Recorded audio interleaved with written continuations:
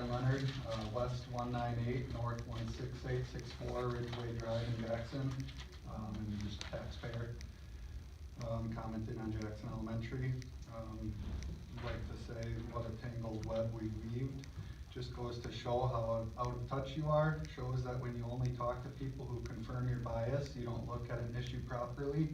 After the vote of the electorate, I requested a copy of the electorate sign-in page so I could cross-reference names with addresses, to which I was offered a copy with addresses redacted. Open records, transparency. Each person who speaks has to give name and address. Vote is no different. I know you guys don't check. After all, you and Jackson board rallied your families and friends to come vote for what you're proposing. No wonder the secrecy. That's not how this works. Contrary to what you may think, this isn't a popularity contest. You are not an activist, you are a representative of the taxpayers. I constantly hear blame put on past boards by current boards, so by logic that puts the blame on you. Now you see the horrendous problem with deferring maintenance, and you blame past boards for this crazy plan. Correct me if I'm wrong, but you continued this crazy plan. Number one, you aren't in the land or the real estate business. You have no business buying and selling land. By your own logic, past boards have designated land for Jackson Elementary. They knew and expected Jackson to grow. Then some brainiac decided to build it right along Jackson Drive instead of properly utilizing the land. How do other cities much bigger than Jackson properly utilize their land? Usually surrounded by much busier roads than Jackson will see in 100+ years. Number two, deferring maintenance on something you needed to spend hundreds of thousands of dollars on, probably over $1 million, not sure what was spent on the land purchase in 2009, just for land purchases. Then more wasteful spending on trying to sell your idea to the taxpayers. 3+ mailers, what's the cost on those? Who paid for the yard signs and other misc ads that I've seen about?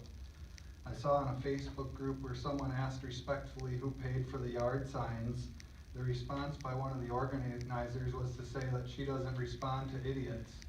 To top it off, Mr. Ongart thought it was a good idea to like that response with a laughing face.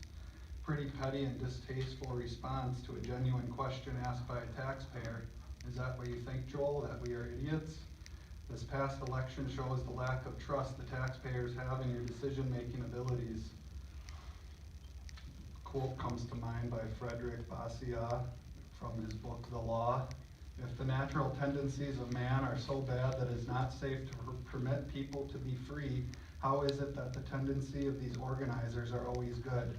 Do not the legislators and their appointed agents also belong to the human race? Or do they believe that they themselves are made of a finer clay than the rest of mankind? We're at 3 minutes right there, Mr. Leonard. Thanks for coming tonight. I came here months ago to try and help, but it became follow clear our you were only tonight, which interested is in 3 minutes forcing of this public forward. participation. So I'm going to ask you to sit down.